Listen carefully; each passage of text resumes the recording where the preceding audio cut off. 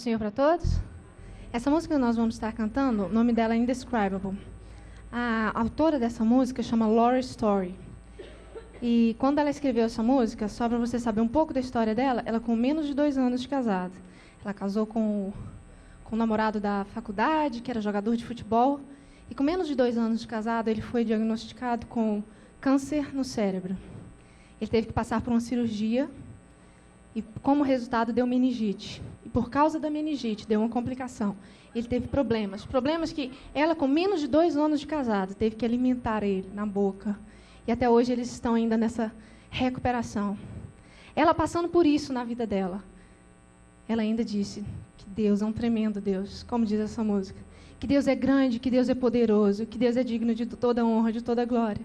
Eu quero te convidar a fazer o mesmo. Não importa a nossa situação não muda o que Deus é. A nossa situação não muda o fato de que Deus é maravilhoso, é incomparável.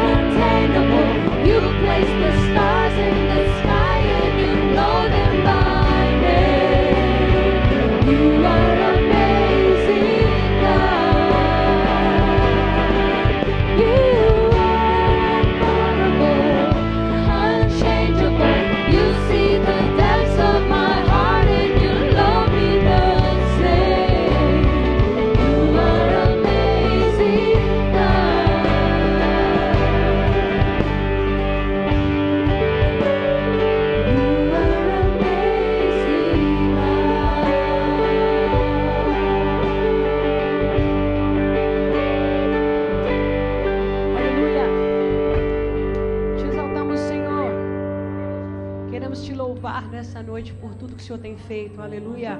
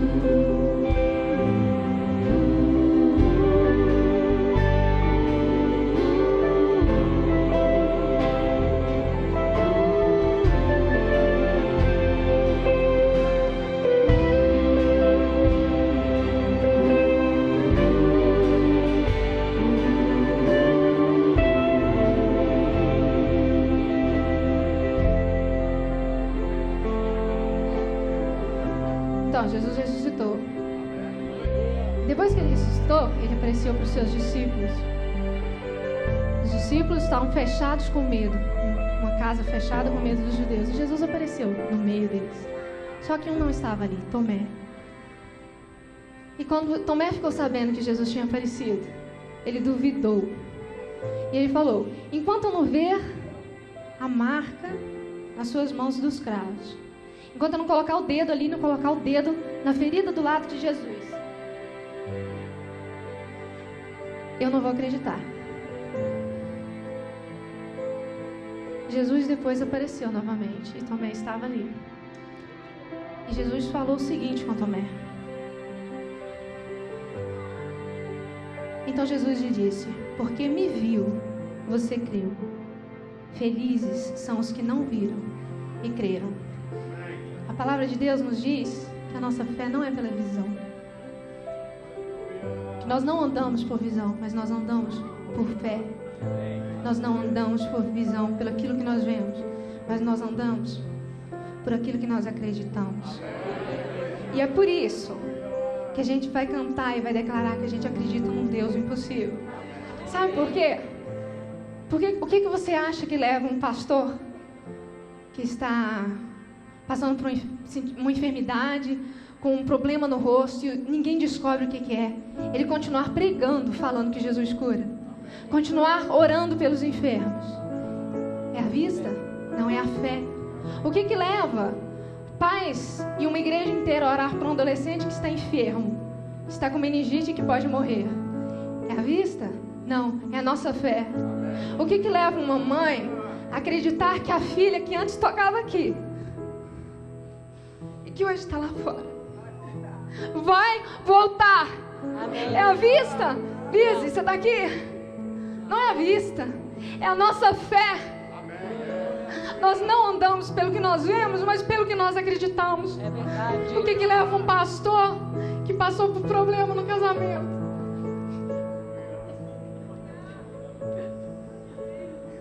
Acreditar que dias melhores virão. Amém. Subir todo Glória domingo no púlpito e pregar para um povo e dizer do amor de Deus, e dizer do amor ao próximo, e dizer de restauração no lar. É a vista? Não. É a nossa fé. Aleluia. Glória a Deus. Nós cremos no Deus do impossível, que muda as situações. Nós cremos no Deus que traz o que está afastado de volta. Aleluia. Que cura o enfermo, que cura aquele que está marcado de morte, que restaura casamento, famílias. Nós cremos nesse Deus. Aleluia. Então, se você é uma esposa que está aqui hoje, orando pelo seu marido, porque ele não está tão firme nos pés do Senhor, não se apegue naquilo que você vê, mas apegue-se na sua fé em Jesus Cristo. Amém. Aleluia. Seja o que for que você esteja passando nessa noite, na sua vida, nós cremos no Deus do impossível.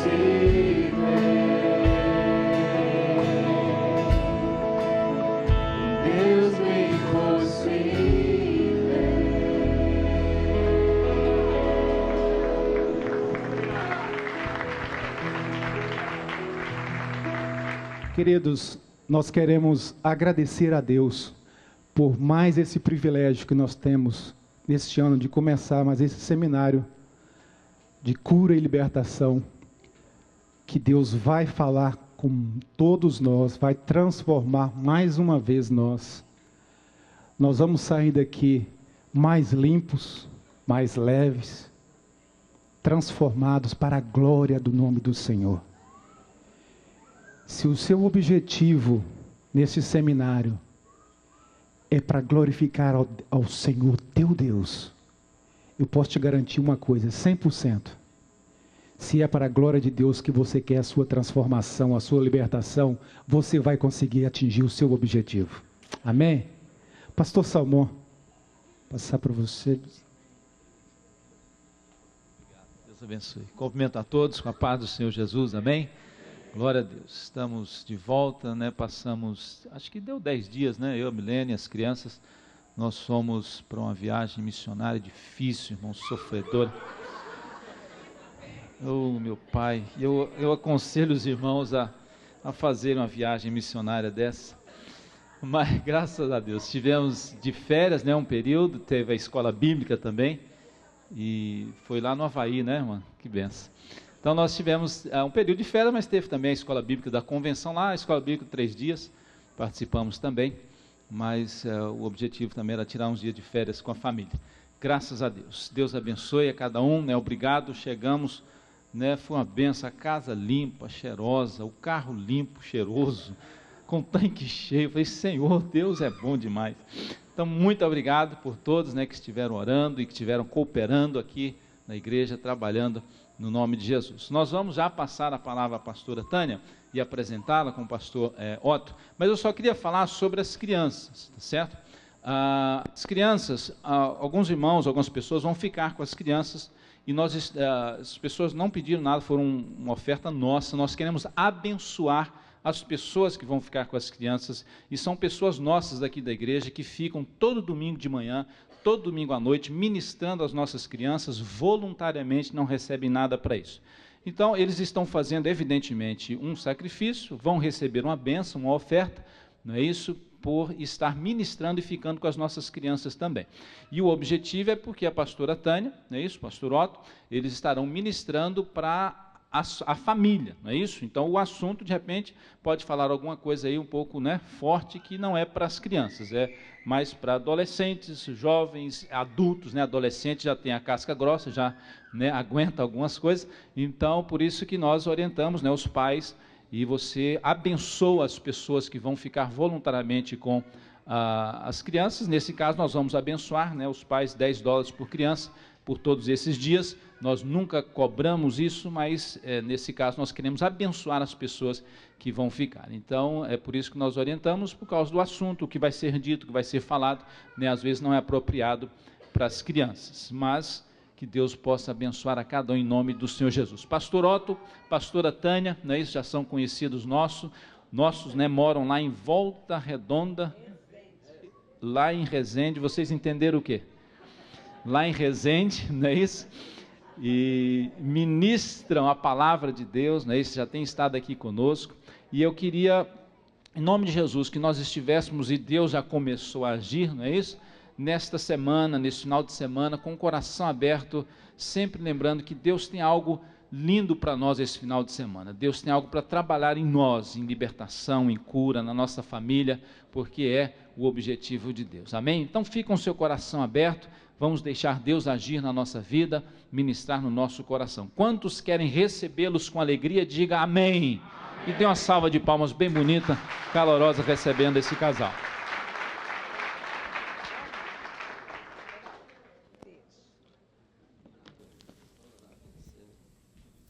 Graça e paz, amada igreja do Senhor Jesus.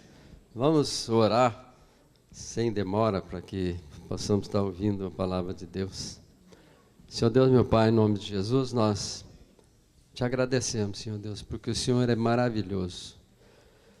O Senhor é um Deus que surpreende, que nos surpreende cada momento, cada dia, cada hora. Muito obrigado por tudo que o Senhor tem feito no meio do teu povo. Muito obrigado que o Senhor tem feito aqui nesta igreja, neste lugar, Senhor. Muito obrigado, Senhor Deus, pelos pastores. Muito obrigado por cada alma que está aqui, cada irmão, cada irmã. Muito obrigado por todos, Pai.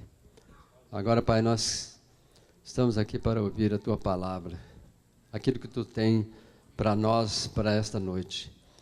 Então, Senhor Deus, fala através da Tua filha, Senhor Deus, aos nossos corações, em nome de Jesus. Amém. Amém, igreja? É bom estar aqui nesse lugar. Eu amo a vida dos pastores desse ministério, amo os líderes que estão com eles, amo o rebanho. E voltar a esse lugar em tempo de restituição, em tempo de alegria, é muito bom, né? Eu disse para a irmã Leide, quando ela chegou perto de mim, que ela é conhecida em quase toda a nação brasileira. Ela me perguntou por quê. Eu vou contar para toda a igreja. Nós ministramos para casais. Estivemos aqui ministrando para casais, especificamente há 2 anos e meio atrás. E fizemos uma dinâmica onde convidei um casal para vir aqui, e foi a irmã Leide e o irmão, o pastor Edson, para tirar tudo que tinha no bolso e colocar aqui em cima, para mostrar como mulher e homem são diferentes. Ele tinha uma chave, um telefone celular e uma carteira. E a irmã Leide abriu uma bolsa que devia ter 3 quilos de coisa por dentro. E ele ria muito, ele ria muito. Depois que terminou, eu falei, pastor, por que o senhor está rindo? Ele falou, por quê? Porque ontem ela botou a bolsa no chão lá em casa, abriu e tirou a metade, não tinha 3 quilos, tinha o dobro. E todo mundo quer saber quem é a irmã Leide, viu? Todo encontro de casais que a gente vai, a gente compartilha isso. Mas eu falo dessa igreja com alegria onde eu vou, não é? Falo desse ministério, e por isso é uma alegria estar de volta aqui. Amém, queridos? Abre a tua Bíblia em Isaías 61, é um texto por demais conhecido. É o ministério de Jesus profetizado 700 anos antes dele pisar na terra. O profeta Isaías, no ano 685 antes de Cristo, aproximadamente, foi que nasceu. E ele escreveu o que está aqui. Deus anunciou, prenunciou, informou Isaías antes de acontecer por que o filho dele viria para a terra. Por que andaria entre os homens? Qual era a finalidade de alguém revestido de glória, majestade, poder, tornar-se homem, humilhar-se, tornar-se figura humana, como está em Tessalonicenses, como está em Filipenses. E aqui está, digamos assim, o esboço do ministério de Jesus. E começa assim, o Espírito do Senhor Deus está sobre mim, porque o Senhor me ungiu para pregar boas novas aos quebrantados. Enviou-me a curar os quebrantados de coração, a proclamar libertação aos cativos e a pôr em liberdade os algemados, a apregoar o ano aceitável do Senhor e o dia da vingança do nosso Deus, a consolar todos os que choram, a pôr sobre os que em Sião estão de luto uma coroa em vez de cinzas, óleo de alegria em vez de pranto, veste de louvor em vez de espírito angustiado, a fim de que se chamem carvalhos de justiça, plantados pelo Senhor para a sua glória. Edificarão os lugares antigamente assolados, restaurarão os de antes destruídos e renovarão as cidades arruinadas, destruídas de geração em geração. Estranhos se apresentarão e apacentarão os vossos rebanhos. Estrangeiros serão os vossos lavradores e os vossos vinhateiros, mas vós sereis chamados sacerdotes do Senhor. E vos chamarão ministros de nosso Deus. Comereis as riquezas das nações, e na sua glória vos gloriareis. Em lugar da vossa vergonha tereis dupla honra. Em lugar da afronta exultareis na vossa herança. Por isso na vossa terra possuireis o dobro, e tereis perpétua alegria. Porque eu, o Senhor, amo o juízo e odeio a iniquidade do roubo. Dar-lhe-eis fielmente a sua recompensa, e com eles farei uma aliança eterna. A sua posteridade será conhecida entre as nações, e os seus descendentes no meio dos povos. Todos quantos os virem os reconhecerão como família bendita do Senhor. Regozijar-me-ei muito no Senhor, a minha alma se alegra no meu Deus, porque me cobriu de vestes de salvação, me envolveu com manto de justiça, como o noivo que se adorna de turbante, e como a noiva que se enfeita com as suas joias. Porque como a terra produz os seus renovos, e como o jardim faz brotar o que nele se semeia, assim o Senhor Deus fará brotar a justiça e o louvor perante as nações. Diga glória a Deus. Queridos, nós, os seres criados por Deus, a imagem e semelhança de Deus, nós somos o alvo entre uma luta, no meio de uma luta entre o bem e o mal. Há uma luta cósmica. Trevas e luz estão interessados na nossa vida. Quando está escrito em João 10, Satanás vem para matar, roubar e destruir. O ladrão vem para matar, roubar e destruir. Mas o Filho de Deus vem para que tenhamos vida e a tenhamos em abundância. Está falando numa ambivalência de reinos. Está falando num confronto de reinos. E nós somos o alvo desse confronto. A nossa casa, a nossa família, a nossa pessoa. Há uma luta travada desde que foi expulso do céu um querubim da guarda ungido, desde que esse anjo foi expulso e que veio para a terra, e que ruge como um leão e roda por essa terra. Há uma luta a respeito da nossa vida, que não é apenas a luta que se preocupa hoje conosco para que tenhamos perdas, mas se preocupa com a nossa eternidade. Porque o que nós estamos fazendo aqui é passageiro e vai definir a nossa eternidade. Todo mal que nos sucede tem uma fonte, e não é o céu. Aquele que vem para matar, roubar e destruir não é o Senhor. E todo bem que nos sucede tem uma fonte. É aquele que veio para dar vida e vida em abundância. E quando você olha para o ministério de Jesus, a profecia do que seria o ministério de Jesus, 700 anos antes dele nascer, você vê que ele vem para aniquilar as obras do diabo. Ele vem para desfazer as obras do diabo, não vem para contemporizar com elas. Para isso, o Filho de Deus se manifestou para destruir as obras do diabo. Agora, nós precisamos ter consciência disso, que tanto Deus não trabalha na terra como um fantasma. Ele precisa de corpos, de pessoas para trabalhar. Como também Satanás não trabalha na terra como um fantasma. Ele usa pessoas, ele usa corpos para trabalhar.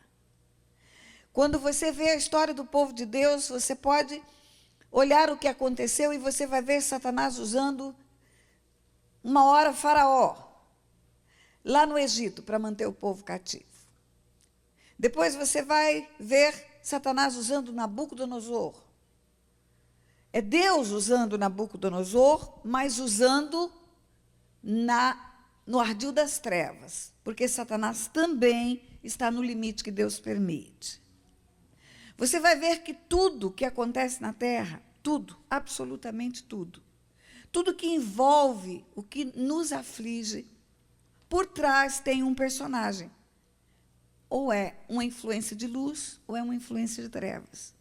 Nós não estamos num campo neutro, não existe neutralidade. Não existe. Não existe um ambiente isento de influência espiritual. E eu vou falar primeiro para você do agir de Deus. Do agir de Deus. Você vai ver histórias bíblicas. No Novo Testamento, nem vamos pegar no Velho Testamento. Deus usando Moisés para tirar o povo do Egito, Deus usando Josué para introduzir o povo na terra prometida, Deus usando Davi para derrubar Golias, Deus usando Sansão para bater os filisteus.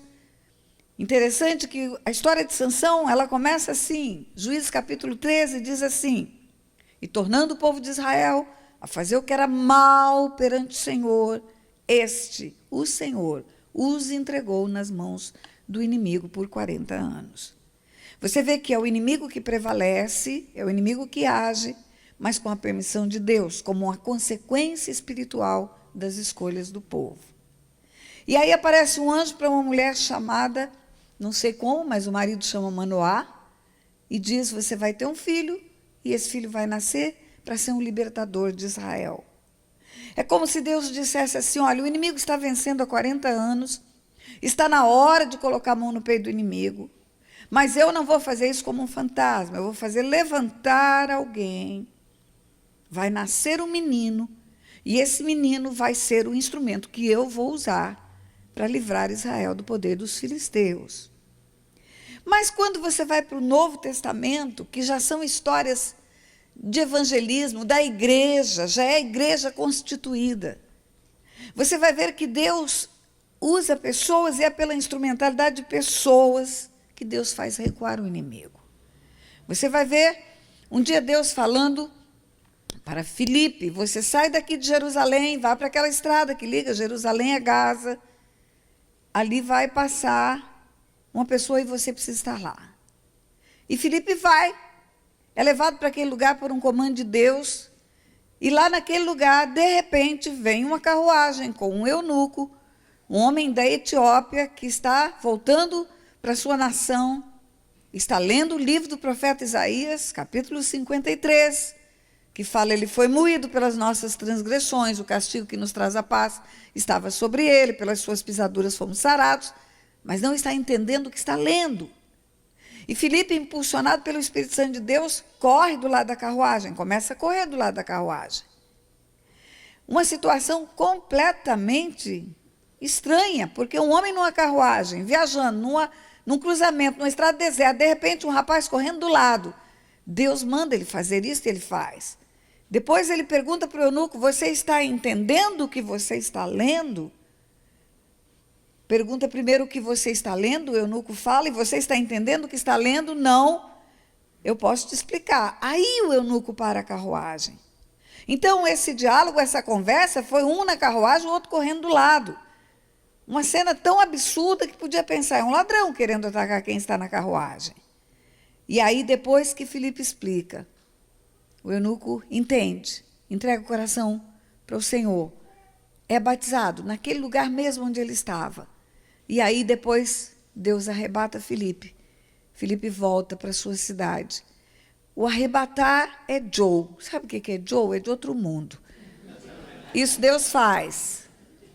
Mas ir lá, levar as boas novas de salvação, foi uma pessoa natural na terra que fez isso. Foi um homem, Deus usando um homem.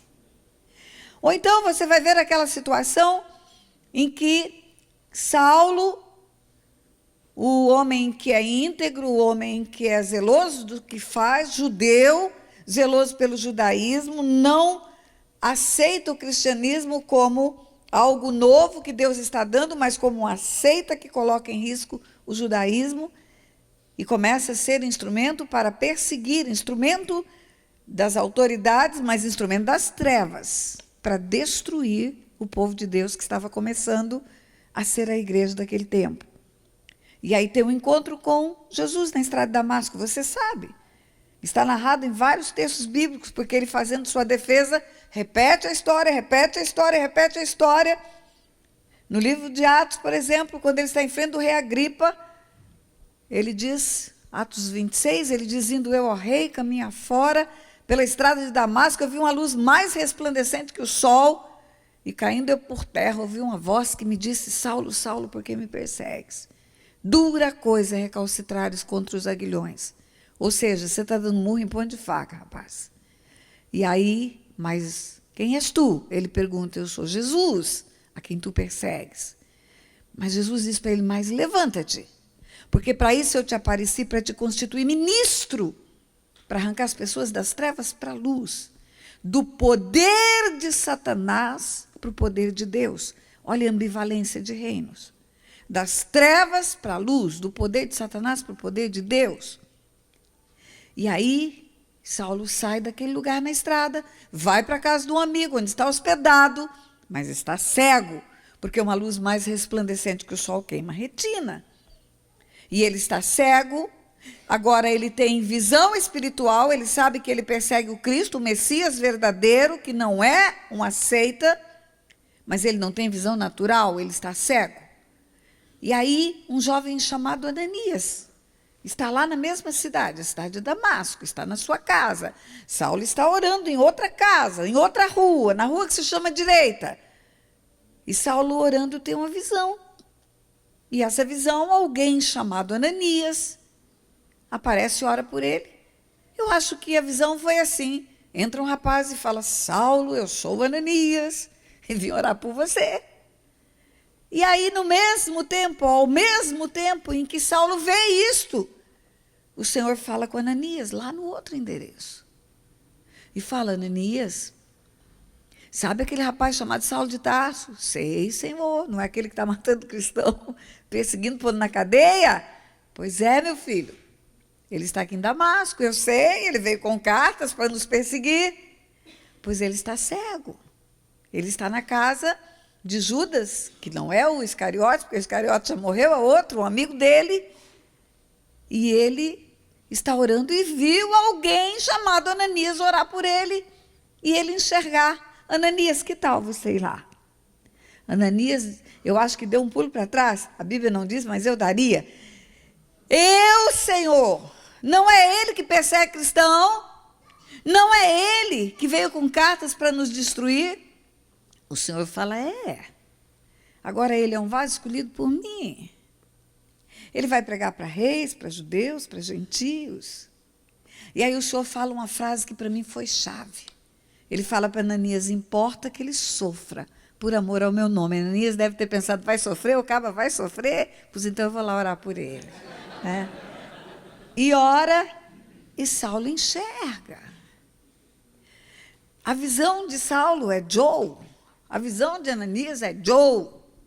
Mas ir lá e orar, impondo as mãos, ministrando, curando, é homem, é Deus usando o homem para fazer.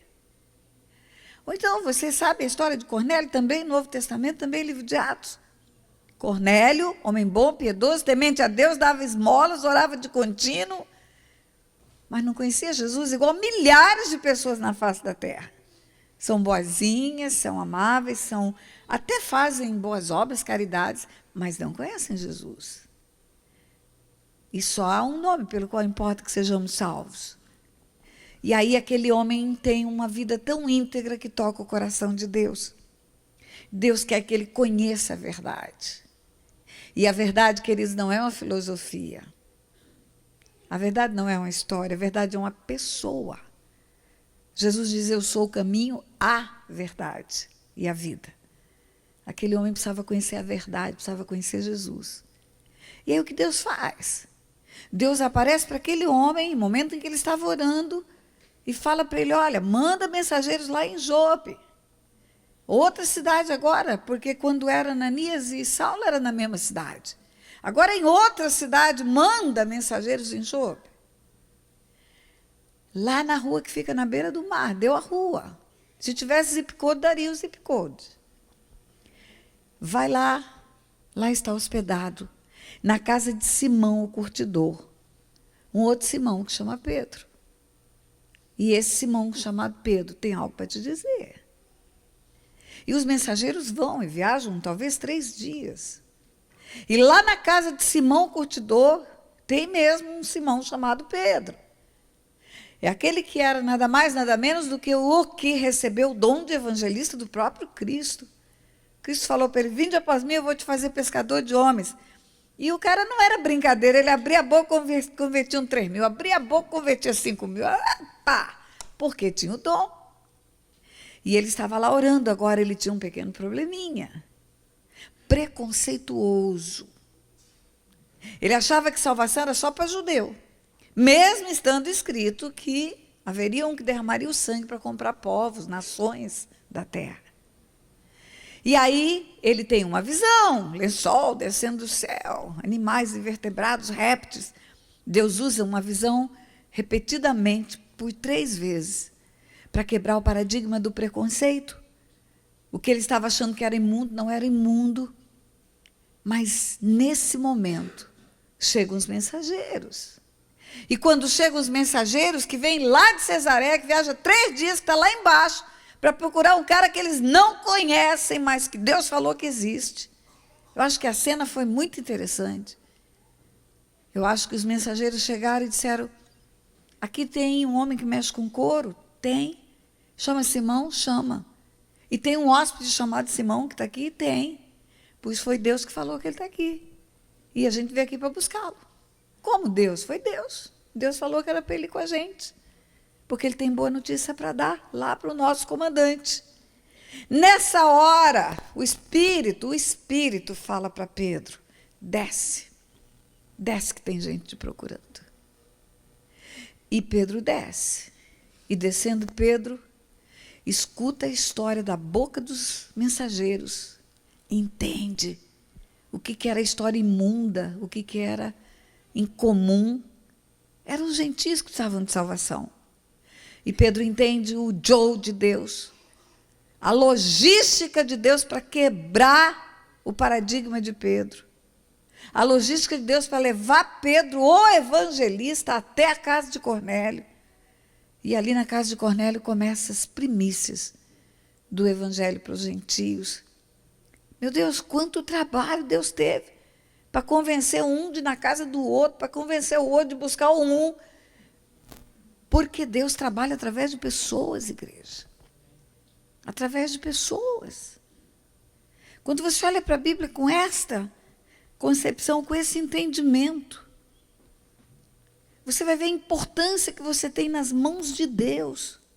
A importância que a sua família tem nas mãos de Deus. O seu valor nas mãos desse Deus.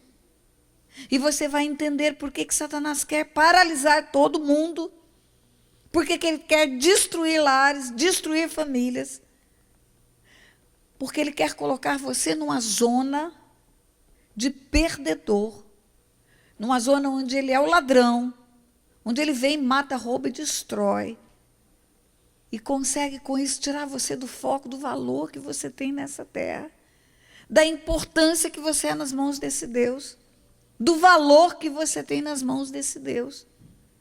E essa história começa desde o ventre.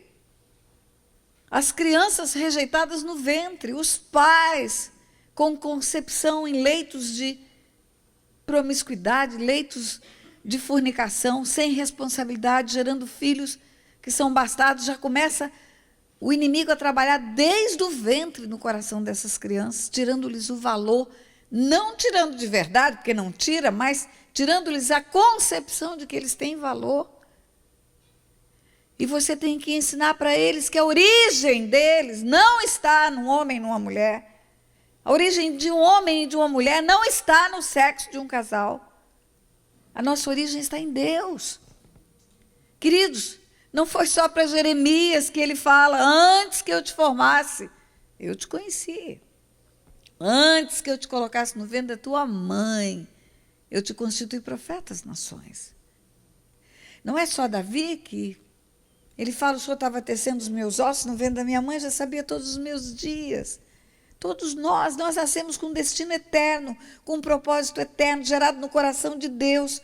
Nós estamos aqui temporariamente, temos um destino eterno. O corpo volta para o pó, o espírito volta para Deus que o deu. A nossa vida, ela é preciosa para o Senhor.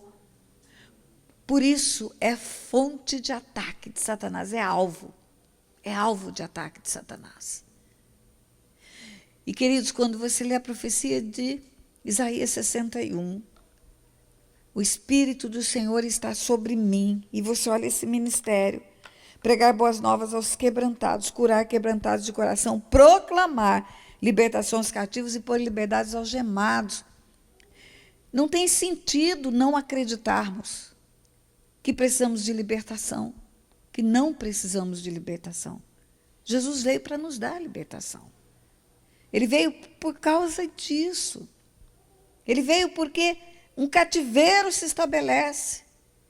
Ele veio porque é uma fonte do inferno para aprisionar as nossas vidas. E quando você continua a ler, você vai ver: consolar os que choram, aquele que vem para produzir sofrimento na terra. O opositor dele é o Senhor Jesus, que vem para dar vida e vida em abundância. E você vai caminhando nesse salmo, até você vai chegar no ponto que diz: edificarão lugares antigamente assolados e restaurados, destruídos, e renovarão cidades arruinadas, destruídas de geração em geração. Famílias inteiras. 4, 5, 6, 7 gerações de desgraças na terra. E você vê a ação maligna prosperando em uma nova geração, em uma nova geração, em uma nova geração. Jesus vem para dar vida e vida em abundância. Quando termina esse salmo, ele diz assim: regozijar-me-ei muito no Senhor, a minha alma se alegra do meu Deus, porque me cobriu com veste de salvação, me envolveu com manto de justiça, como o noivo se adorna com turbante e a noiva se enfeita com as suas joias. Quando você vai para Apocalipse 19, que fala do encontro do noivo com a noiva, você vai ver que está escrito assim no versículo 7: alegremos-nos, exultemos-nos, demos-lhes a glória, porque são chegadas as bodas do Cordeiro, cuja esposa esposa a si mesmo, diga a si mesmo. Diga de novo, a si mesmo. Já se ataviou, pois foi-lhe dado vestir de linho finíssimo, resplandecente e puro, porque o linho finíssimo são os atos de justiça dos santos. A noiva a si mesmo se ataviou. Sabe o que isso significa, igreja? Que a unção messiânica que veio sobre o Senhor, essa unção foi deixada sobre a igreja. O ministério de Jesus é o ministério da igreja. Edificar, curar, libertar, restaurar, restituir, dar dupla honra onde houve desonra. Mas o que é que nós temos visto ao longo dos anos? Nós temos visto, queridos, uma igreja doente. Que quando alguém aparece cativo e oprimido do diabo, nós fugimos dele. Quando alguém está doente, está enfermo da alma, nós menosprezamos. Achamos que a pessoa não é forte, tinha que ser forte para se levantar sozinha. Quando uma pessoa está fora do propósito de Deus, nós não olhamos para aquela pessoa como alguém que está ferido, precisando de ajuda. É a única organização da terra que joga fora os seus feridos, que joga fora os seus doentes, que joga fora os soldados feridos. E não é esse o projeto de Deus para a igreja. O projeto de Deus, queridos, para nós, é que nós sejamos um organismo vivo na terra. Você sabe por que as pessoas têm medo de confessar pecados? Pessoas que estão presas, cativas, oprimidas do diabo. E mesmo a unção messiânica tendo vindo para libertar cativos e oprimidos do diabo. Porque elas têm medo do julgamento das pessoas. Porque a maioria delas, quando vem confessar um pecado, você fez isso? Ela dificilmente vai escutar, meu irmão, eu quero te ajudar. Você está no lugar de morte, eu quero trazer você para um lugar de vida. Ou quando a pessoa não está bem no seu casamento, quando alguma coisa está errada, está fluindo do jeito errado, a pessoa tem medo de se expor, tem vergonha de se expor, porque ela vai escutar, talvez de um número pequeno, mas vai escutar. Mas você é crente, você é um líder, você é um ministro, como é que você pode estar vivendo isso? Os jovens, quando eles abrem a boca para falar em casa, para os pais às vezes, o que eles estão vivendo, a resposta às vezes é uma disciplina, e não um apoio, uma ajuda, uma estendida de mão. Mas isso não é a igreja do Senhor. A igreja do Senhor é essa, que tem a assunção messiânica. É a assunção que vem para curar cativos e oprimidos. A noiva a si mesmo se ataviou. Sabe quem é a noiva? É a igreja. Não é Jesus que desce da cruz para enfeitar a igreja. É a igreja que se enfeita uns aos outros. Uns aos outros. Uns aos outros. É a igreja como comunidade terapêutica, cuidando de família, cuidando dos filhos, cuidando dos necessitados. Às vezes os pais vêm pedir socorro e alguém diz, você não sabe criar seus filhos. Porque se soubesse, seu filho não estaria desse jeito.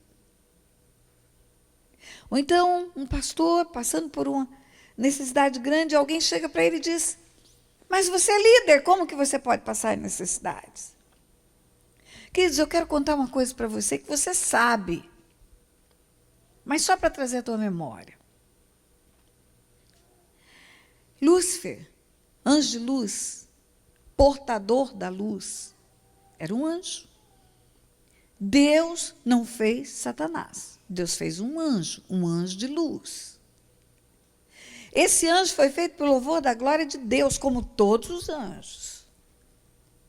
E esse anjo tornou-se demônio pela desobediência, pela rebelião, foi expulso da presença de Deus, tornou-se Satanás.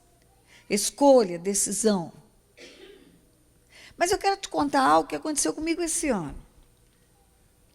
Eu estava ministrando uma consagração de pastor. Eu e o pastor Otto cobrimos muitos pastores. E nós estávamos em lugares diferentes. Eu fui só, uma cidade do interior de São Paulo. E no momento em que o azeite caiu na cabeça daquele pastor, no altar, no momento da consagração, aconteceu algo sobrenatural mesmo. De repente, algumas pessoas foram tomadas em línguas, outras em cânticos espirituais. Eu senti como se eu estivesse levitando, saindo do chão. E foi assim, algo tremendo. Quando saiu dali que eu fui para o hotel, eu pensei, Deus, que maravilha, o Senhor referendando a consagração de um líder da igreja, o Senhor dizendo, eu estou aqui, por isso que aconteceu esse sobrenatural. E fui para o hotel e fiquei em estado de graça. Mas daí a pouco o Espírito Santo começou a ministrar o meu coração. Se numa congregação de Novo Horizonte, uma congregação da terra, na hora da unção de um líder escolhido mesmo, da forma correta, houve uma manifestação tão grande da glória de Deus. O que você acha que aconteceu no céu?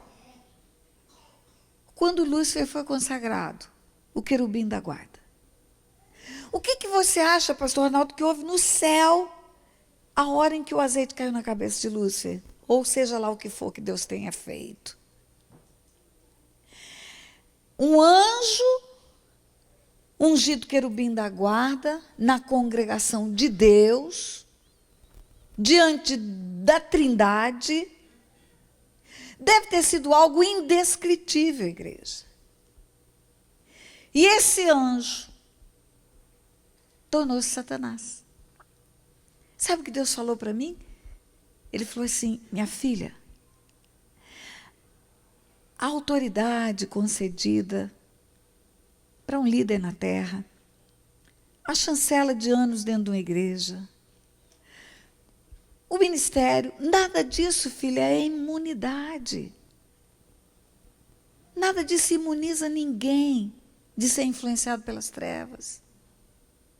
Porque o ungido do Senhor, do céu, tornou-se trevas. Ele tinha a maior unção que alguém pode imaginar. E ele tornou-se trevas, ele é trevas. E esse ser trabalha 24 horas por dia para influenciar pessoas que estão na luz a escorregarem para as trevas. E sabe o que mais Deus falou comigo? Que aquela visão que Isaías teve do trono da graça, do trono de Deus. Isaías 6. No ano da morte do rei Uzias, eu vi o Senhor assentado no alto e sublime trono. Que aquela visão,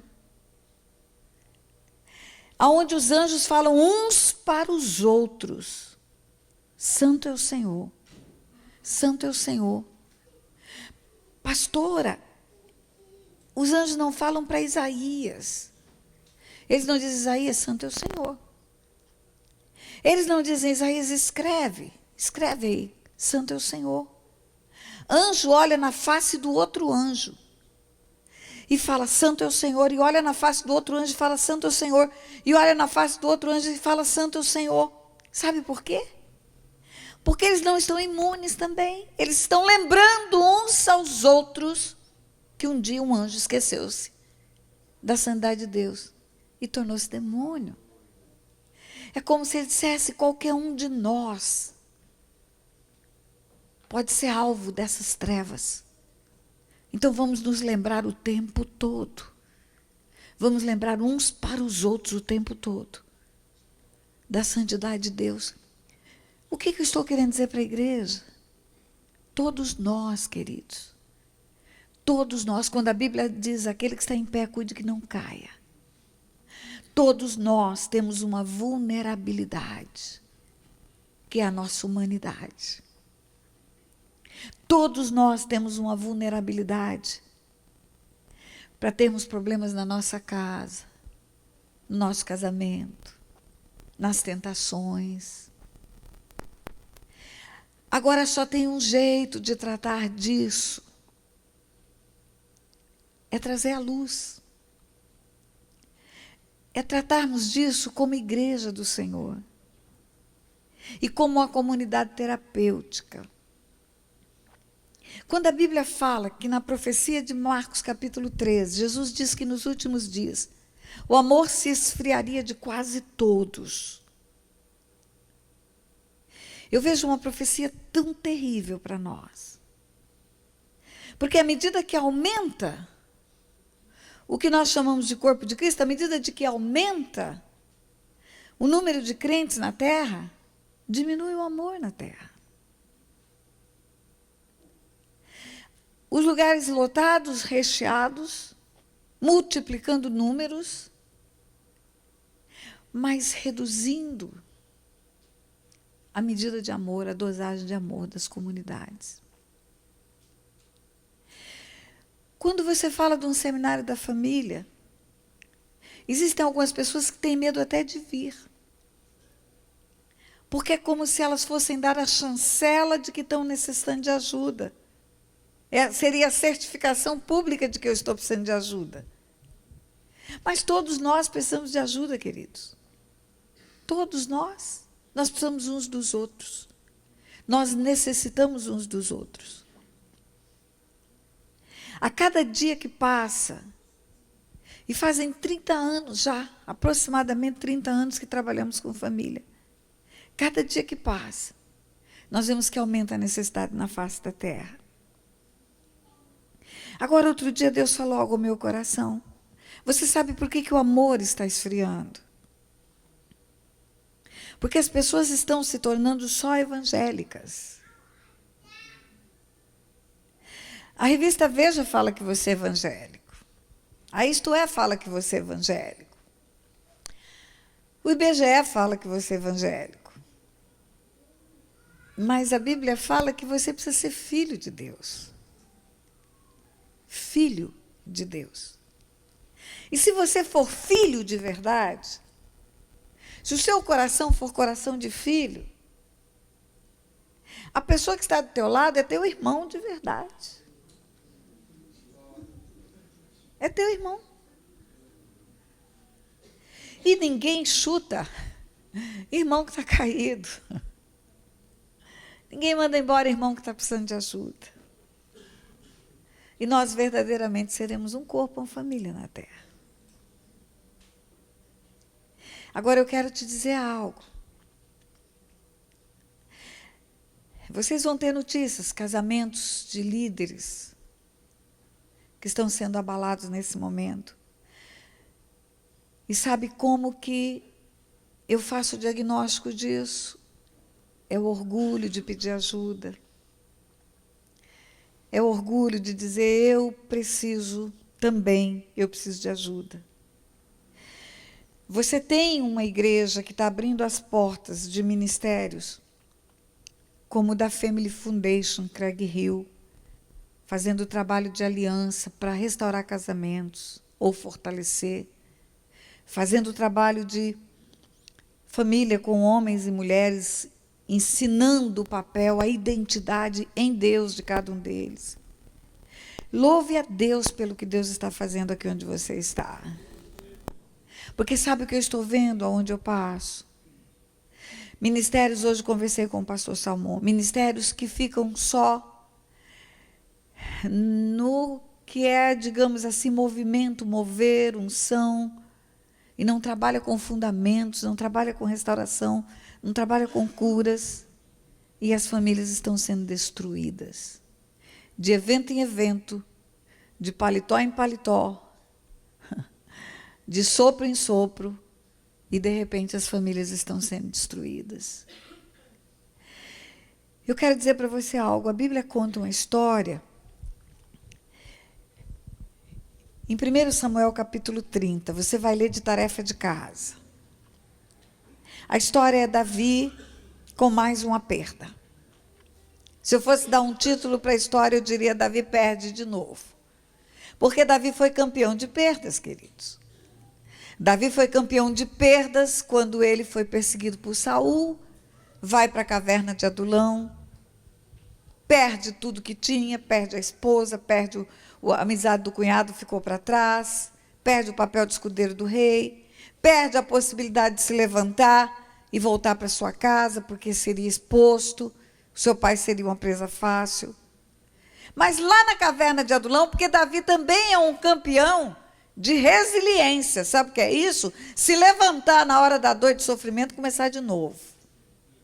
Não se deixar bater. Pode chamar de superação. Davi é o campeão da superação. Lá na caverna de Adulão, ele se levanta. E começa um novo exército. Ele começa a treinar os valentes de Davi. Caverna de Adulão, lugar de homens endividados, amargurados, desesperados, de repente se torna um exército. Davi treina um exército. Porque Davi tem uma promessa. Milene falou hoje, creio na fidelidade de Deus. Davi tinha uma promessa, vai ser rei sobre Israel, então eu vou precisar de um exército. Eu não vou confiar no exército, que hoje que é a minha cabeça. E Davi levanta um exército. De repente não são mais 400 homens, são 600 homens, porque mais 200 se agregaram. E a Bíblia fala que esse exército de 600 homens tiveram que morar na terra dos filisteus, porque na terra de Davi era perseguido pelo rei, pelo exército do rei que ele treinou. Agora ele vai morar na terra dos filisteus, dão a ele uma cidade de nome Ziclac. E Davi está lá, ele tem um exército de 600 homens, cada um com sua mulher, com seus filhos. Davi também agora deixou para trás a filha de Saul, está casado de novo. E de repente, uma das guerras que ele foi guerrear, os filisteus olham para ele e falam, mas esse cara não é Davi? Não é esse cara que cantavam dele, Saul matou milhares, Davi a 10 milhares? Nós não confiamos nesse rapaz, não. Mas o rei fala, mas ele é fiel, ele é leal. Não, ele vai cortar nossa cabeça para ficar bem com o rei Saul. O corte da cabeça de Davi ainda estava, de Golias ainda estava engolindo ali. E Davi volta, rejeitado como guerreiro. Agora guerreava por emprego, por salário, por comida, por despojos. Quando ele volta, queridos, a cidade chamada Ziclac, aonde ficou a esposa de cada um deles, ficaram todas. Aonde ficaram os bens que eles tinham, onde ficaram todos os seus pertences. Essa cidade foi saqueada. Essa cidade foi destruída, foi queimada. E as famílias foram levadas. Davi perde tudo de novo, outra vez. A Bíblia fala que quando ele chega em Ziclac, que Ziclac está destruída, que ele chorou até não poder mais. Eu não sei se alguém aqui já chorou até não poder mais, mas é terrível. Davi chorou até não aguentar mais chorar. Além do sofrimento, além da dor, da perda, todo mundo ao redor dele tinha perdido também. Todos tinham perdido. As esposas de todos foram levados, os filhos de todos foram levados. E sabe o que aconteceu? Eles se voltam contra Davi. E querem apedrejar Davi. O líder deles agora está ameaçado por eles, porque querem apedrejar Davi. Davi, então, perde a esposa, as esposas, os filhos, os bens, e ainda perde a autoridade com aquele povo. Mas a Bíblia fala que ele se levantou e consultou o Senhor. E quando ele consultou o Senhor, ele falou, Senhor, eu vou atrás, eu persigo o bando, eu vou trazer de volta o meu povo. Deus falou para ele, vai.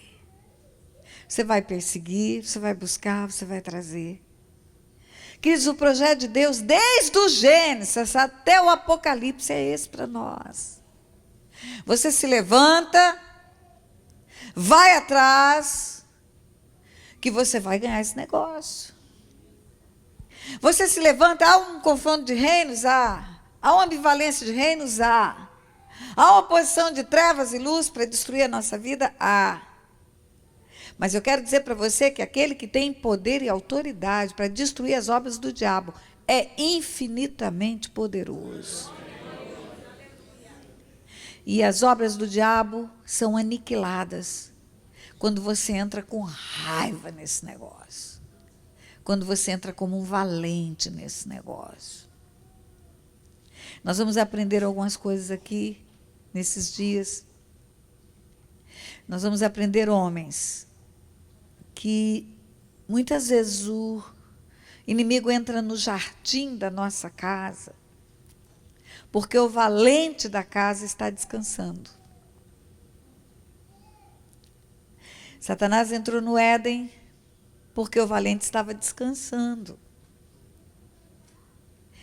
Eu falei quando ministrei no encontro de casais, mas não estavam todos vocês aqui, vou repetir.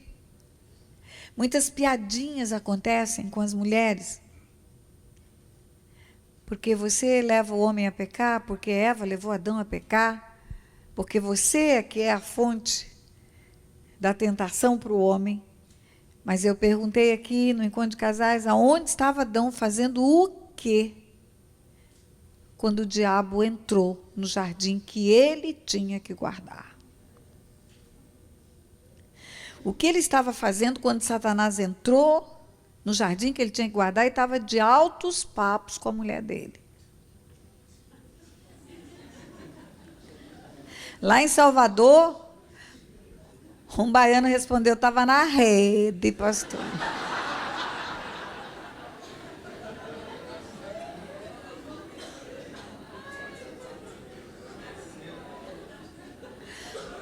O inimigo entra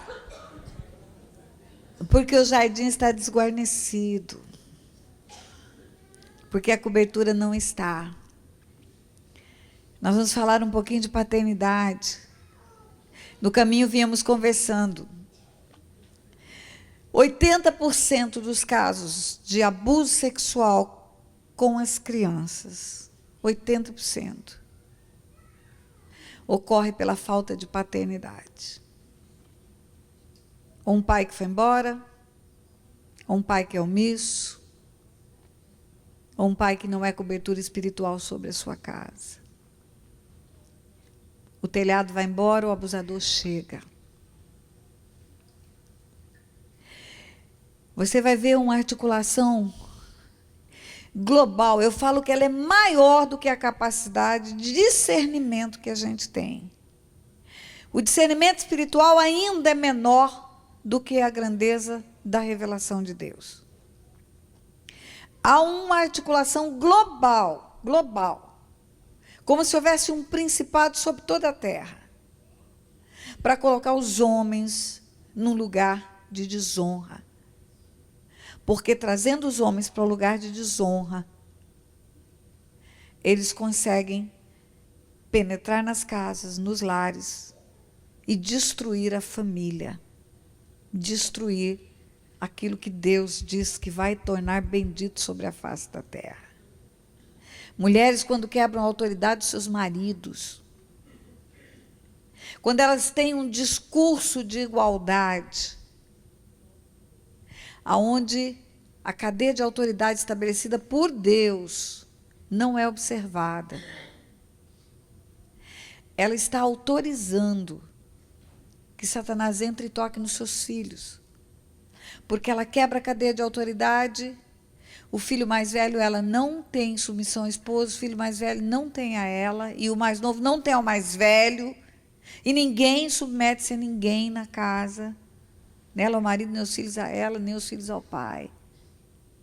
E mais cedo ou mais tarde estão todos fora da igreja. A modernidade, queridos, agora não é mais modernidade, é pós-modernidade. É assim que o mundo chama. Mudaram-se os valores da família. Mudaram-se os conceitos até de identidade sexual. Mudaram-se as regras de casamento. Mas, queridos, Deus não muda. Ele é o mesmo ontem, hoje, será eternamente. E os valores de Deus são os nossos valores. E eu quero te ensinar algo aqui também nesses dias. Você já ouviu falar em equidade? A Bíblia está cheia dessa palavra. Equidade é a base do trono de Deus. Ele está sentado sobre um trono de equidade. A justiça e a equidade, elas são a forma do agir de Deus. Você sabe o que é equidade, igreja? Em direito, os juízes falam coisas difíceis, né? Os juízes dizem que equidade é decisões equânimes para casos análogos. Parece até língua estranha, né, pastor? Isso significa assim, decisões semelhantes para casos semelhantes. Decisões de rigor, decisões de peso para casos de mesma gravidade.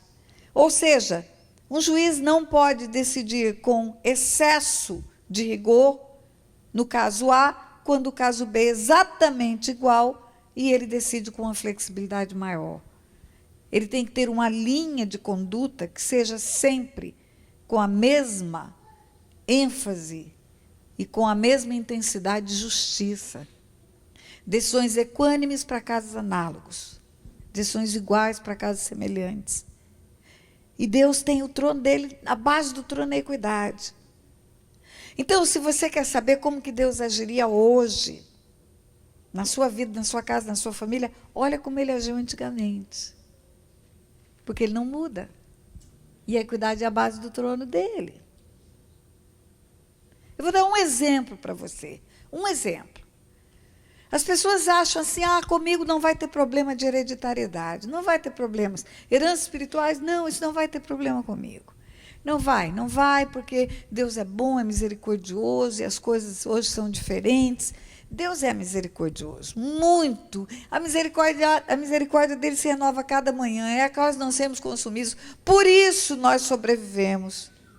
Por isso nós nos levantamos, por isso nós podemos recomeçar.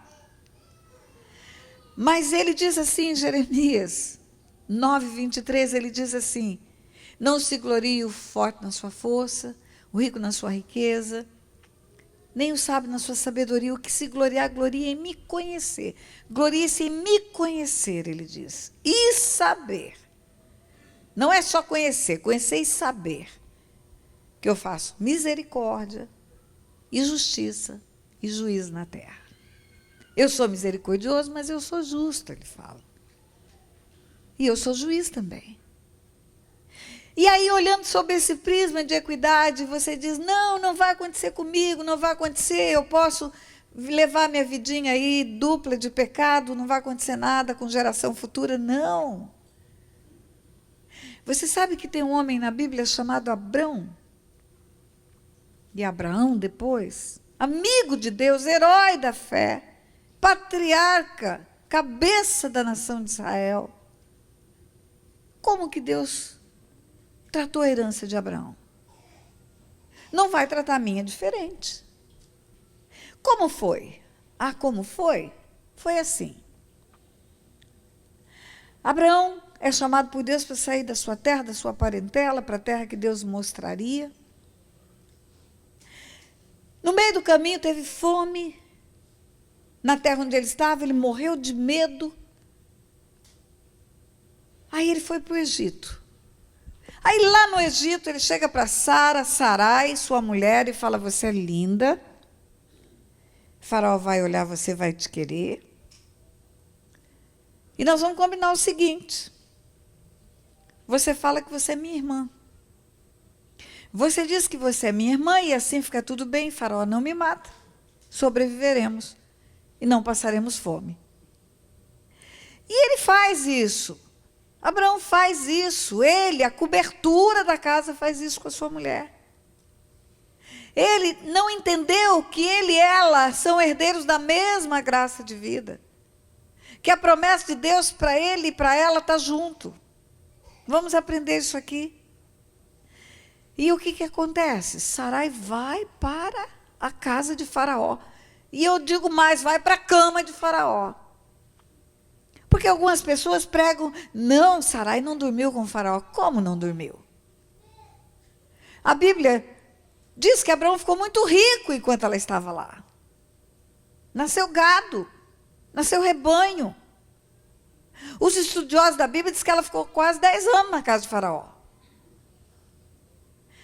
E quando Faraó descobre, porque Deus começa a punir o Egito, ele vem conversar com Abraão, sabe o que ele diz para Abraão? Porque você me mentiu. Eu tomei a sua mulher por mulher. Só não entende quem não quer. Eu tomei sua mulher por mulher. Qual foi a consequência espiritual disso para as gerações futuras? Queridos, 400 anos de cativeiro no Egito. 400 anos. As gerações futuras ficaram presas lá. Eu tenho que olhar para a Bíblia desse jeito, queridos.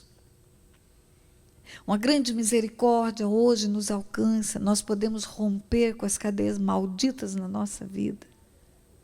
Nós podemos confessar pecados, nos arrepender, romper com maldições, romper com heranças, mas que elas existem, elas existem. Ou Davi. O outro era amigo de Deus, esse é um homem segundo o coração de Deus. Consequência espiritual do adultério de Davi, qual foi? Um filho mata um filho estupra uma filha, um filho se torna tão promíscuo que traz a idolatria para o templo. Insaciável sexualmente Salomão. Consequência espiritual clara e declarada por Deus do pecado de Davi. Agora, por que eu vou achar que a mim Deus vai dar um tratamento VIP? Se Abraão, seu amigo, as gerações futuras ficaram 400 anos no Egito, Davi, o seu querido do coração, foi uma bagaceira a herança deles. Agora, queridos, nós temos o que Davi e Abraão não tinham, a cruz. Nós temos a cruz. Agora, nada é automático, queridos, na cruz. Nada. A Bíblia fala que Deus amou o mundo de tal maneira que deu o Filho para salvar o mundo. O mundo está automaticamente salvo? Quem está? Quem vai à cruz. E busca essa salvação. Arrepende-se, confessa, deixa, alcança a misericórdia, tem a salvação. A Bíblia fala que na cruz ele levou as nossas enfermidades. Você vê que aquela unção messiânica é para curar também o corpo. Todo mundo está imune a enfermidades? Não. Depois que eu estive aqui, eu fiz cirurgia. Depois que eu estive aqui, o pastor Otto ficou doente. Quantos aqui adoeceram depois que eu estive aqui? Mas todos nós fomos à cruz. Porque nós temos um tesouro, uma herança. A cruz é um tesouro, é uma herança para nós. As maldições, mesma coisa. As heranças espirituais, a mesma coisa. Recebemos uma herança maldita dos nossos pais. Podemos deixar uma também ruim para os nossos filhos, pelo nosso comportamento. Mas o dia que entendemos isso, rompemos com as cadeias do inferno. O dia que nós entendemos isso, não importa que a cidade tenha sido destruída de geração em geração, ela vai ser edificada agora por nós. Mas algo precisa acontecer no nosso coração, queridos. O reconhecimento de que nós carecemos dessa graça e dessa misericórdia. O reconhecimento de que nós não somos absolutamente nada sem essa graça e sem essa misericórdia. Jesus não fazia nada sem perguntar: o que queres que eu te faça? Queres ser curado? O que queres que eu te faça? Tem um episódio bíblico, que Jesus sai e vai no lugar para oferecer libertação. Quando ele foi em Gadara, para libertar aquele endemoniado gadareno. Mas ali tem algo especial, aquilo era um espírito territorial. Havia uma cultura de porcos quando Deus havia proibido comer carne de porco, aquela região havia um principado dominando, porque a riqueza daquele lugar estava sendo pela desobediência à palavra de Deus. E Jesus foi lá para ensinar que aqueles porcos eram a razão daquele demônio. Mas fora esse episódio, você vai ver que toda a Bíblia, as pessoas vão a Jesus. Elas vão dizer da sua necessidade. Elas vão abrir o seu coração. Seja aquela mulher que atravessa toda a multidão para tocar nas suas vestes. Seja aquele homem que entra numa cama, num leito, sob o telhado. Mas Jesus espera as pessoas chegarem na frente dele. Talvez a nossa vida ainda não tenha entrado no eixo. Porque nós não apenas estamos preocupados com a nossa reputação, mas nós temos orgulho de dizer: eu preciso de ajuda. Orgulho de dizer: Senhor, eu preciso de ajuda. Eu preciso de ajuda. A unção messiânica é a unção que está sobre a igreja. O Espírito de Deus vem sobre a igreja para curar, libertar, edificar, reconstruir, restituir a honra. Esse é o Espírito que está sobre a igreja. Mas esse Espírito não flui se nós entrarmos aqui, batemos palmas, cantarmos, adorarmos, louvarmos e saímos por essa porta dizendo: a paz do Senhor, meu irmão, sem expor a nossa história. Aquilo que não tiramos das trevas para trazer para a luz, fica na jurisdição das trevas. Fica na jurisdição de Satanás. Qual é a tua necessidade? O que você vem buscar nesse seminário? O que você espera de Deus nesse tempo? Qual é a parte da assunção messiânica que você está precisando sobre a sua vida? Eu não quero que você diga para mim, eu quero que você diga para o Senhor. Para o Senhor. Senhor, a minha expectativa é essa. E o Senhor é o único que pode suprir a minha expectativa. Pastora Tânia não tem habilidade para isso. Senhor, eu vim aqui porque eu preciso me libertar do homossexualismo. Eu vim aqui porque eu preciso me libertar da mentira. Porque eu preciso ser um com a minha esposa, ser uma com o meu esposo. Porque eu preciso, Senhor, colocar na luz aquilo que tem sido trevas na minha vida. O Senhor começa esse seminário perguntando para você: o que queres que eu te faça? O que queres que eu te faça? A unção messiânica estava sobre Jesus aonde ele ia. Não tinha um momento que essa unção não estava sobre ele. Mas essa unção só funcionava em quem ia atrás dele buscar alguma coisa. Muitos na multidão, chegaram muito próximo dele, ouviram ele pregar, ouviram ele falar e saíram do mesmo jeito. Do mesmo jeito. Muitos passaram por ele e não foram tocados por essa unção, que era milagrosa, que mudava a história das pessoas. Eu comecei dizendo para você que Satanás usa pessoas e Deus usa pessoas. As pessoas que estão sendo colocadas nessa igreja, não estou falando de mim, estou falando dos líderes, daqueles que têm ministrado nos eventos dessa igreja, nos cursos de treinamento, nos cursos de capacitação, nos cursos de orientação familiar. Essas pessoas são instrumentos de Deus. E às vezes nós achamos que Deus não fala pela boca das pessoas, porque as pessoas não têm, assim, uma formação teológica, porque elas não têm uma capacitação especial ministerial. Queridos, Jesus passou por Pedro e falou: vinde após mim, eu vou te fazer pescador de homens. As outras coisas são excelentes. instrui, forma, capacita. Mas só tem uma qualificação que faz uma pessoa ser usada por Deus. Ela ser instrumento de Deus mesmo, dizer eu quero ser usado pelo Senhor.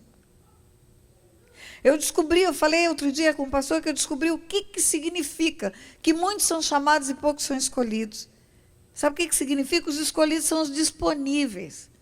Fala, eis-me aqui, Senhor, usa-me a mim. Esses que são os disponíveis. Então você vai ouvir também muita coisa aqui, mas vai ser apenas para trazer para você um diagnóstico do que você precisa. E você vai ter que procurar, no meio do corpo de Cristo, onde você está, aquela pessoa que vai fazer a cirurgia do diagnóstico que foi feito. E nesta igreja já tem pessoas que estão fazendo isso. E já está colocando o coração em ser instrumento de Deus para ajudar a sua vida. Qual a sua expectativa? Por que você está aqui no meio da semana? Por que você que trabalhou tanto veio para cá? Qual a sua expectativa? Eu quero que você curve a sua cabeça, ore e fale para Deus. O que você quer? Você fale para Deus. Qual é a sua expectativa?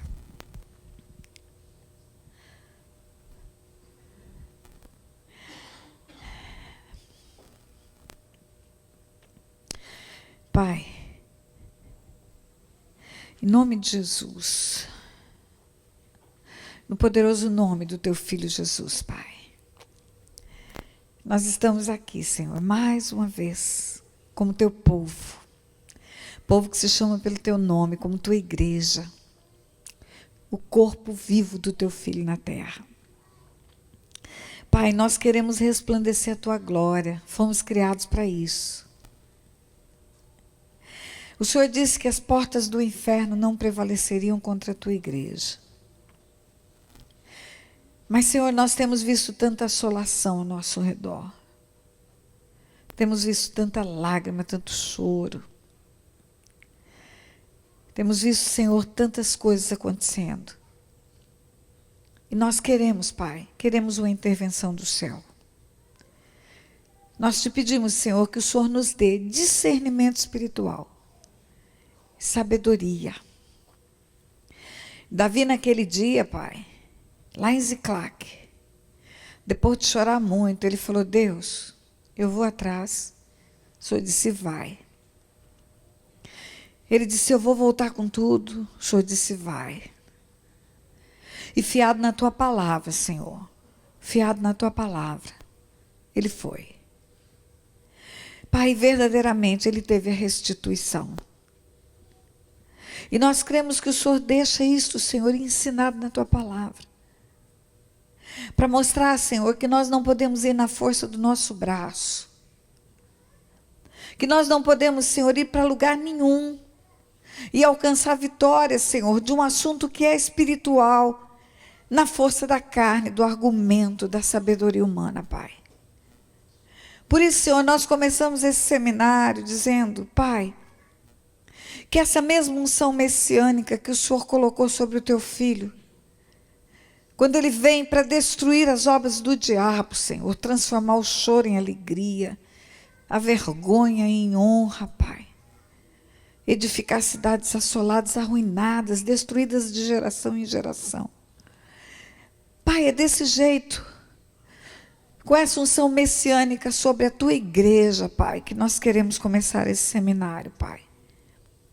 Para verdadeiramente, quando chegar no fim desse negócio, podendo dizer que o Senhor mudou a nossa sorte, Pai. O Senhor mudou a nossa sorte. Pai, de mim mesmo eu não tenho nada para dar, eu preciso do Senhor. Nós precisamos, Pai, do Senhor, do Teu Espírito. Nós precisamos, Senhor, do Espírito de vida em nós. Porque nós não queremos, Pai, não queremos ser uma igreja, Senhor, que apenas cresce numericamente. Mas nós queremos ser igreja que cresce no conhecimento e cresce na unção do Senhor, Pai. Pai, o Senhor conhece cada família aqui. O Senhor conhece a necessidade individual. O Senhor sabe das cadeias que prendem. O Senhor sabe das heranças que estão levando como legado sobre suas vidas. O Senhor sabe, Senhor, do que tem sido aflição, angústia na vida do teu povo. O Senhor sabe exatamente, Pai, o que cada um precisa. E o Senhor é aquele que pode dar na medida da necessidade de cada um, Pai. Nesse tempo, a tua resposta. E nós queremos lançar as nossas redes, Pai, sob a tua palavra. Nós queremos, Senhor, que a tua palavra, Senhor, penetre no nosso coração, como está escrito, a ponto de dividir a alma de espírito, Pai. Para que nós possamos, pela tua palavra, Senhor, encontrar no nosso interior, como Davi um dia orou, sonda-me, ó Deus, e conhece o meu coração. Nós queremos isso, Pai, nesses dias. Queremos isso, para que o Senhor, através do que nós mesmos vamos identificar, pelo teu Espírito que convence, Pai, nós possamos buscar socorro no Senhor. Esse socorro que vem, Pai, que nos traz vida e vida abundante. Pai, nós somos fiados na tua palavra, por isso nós estamos aqui. A palavra que diz que as portas do inferno não prevaleceriam contra a tua igreja. Uma igreja firmada na rocha, escondida na fenda da rocha, Pai, que vence todas as astutas ciladas de Satanás. Por isso, Senhor, traz à luz aquilo que é necessário. Mostra-nos, começa por mim, Pai. Mostra aquilo que não é agradável ao Senhor, que é em minha vida, Pai. Para que nós possamos verdadeiramente, Senhor, como noiva se adorna para o noivo. Como a noiva que se atavia, a si mesmo se atavia. Para que nós possamos nos enfeitar, Senhor, como igreja gloriosa para o teu Filho Jesus, Pai. Nós te pedimos isso em nome de Jesus. Amém? Coloca a mão no teu coração e diga assim: eu recebo dos céus tudo que Deus tem para mim. Porque eu sei que dele vem toda dádiva, todo dom perfeito, toda benignidade. E sei também que antes da fundação do mundo, ele já me abençoou com toda sorte de bênção espiritual em Cristo Jesus. Por isso eu quero, nesses dias que hoje começa, receber do céu, diretamente do céu, através do Espírito Santo, a revelação daquilo que eu preciso. Em nome de Jesus. Amém. Amém, igreja?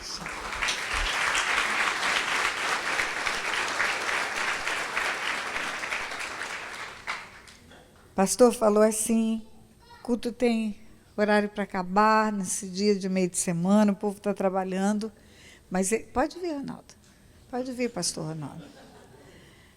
Mas ele já me disse que no final da semana eu posso ir além, né, pastor? Maravilha, né?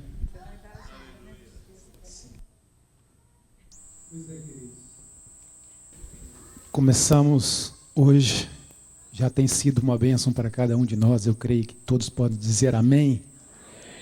Glória a Deus. E o Senhor tem muito mais para nós. E o seminário continua na sexta-feira, tá? Amanhã, vocês estão de folga.